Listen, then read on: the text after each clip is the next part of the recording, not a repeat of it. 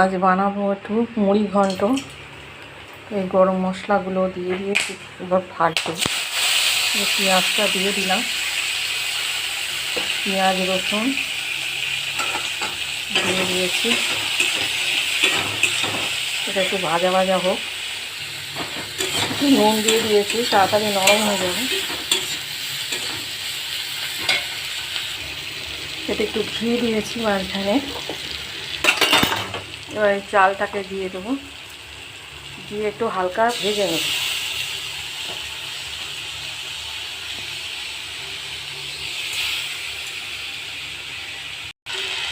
চালটা একটু ভেজে নিয়েছি। সব রকম মশলা একটু দিয়েও দিয়েছি,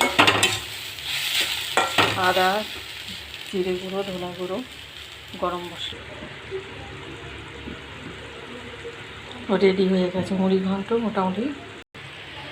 একটু গরম মশলা দিলাম, একটু মিষ্টি দিলাম, যারা মিষ্টি না খাবে না মাখাবে একটু ঘি দিয়ে দিলাম, দিয়ে এবার আমি নামিয়ে নেব। হয়ে গেছে আমার। দেখো একদম সব দানা দানা আছে, ঠিক আছে, রেডি। দেখো একদম দানা দানা,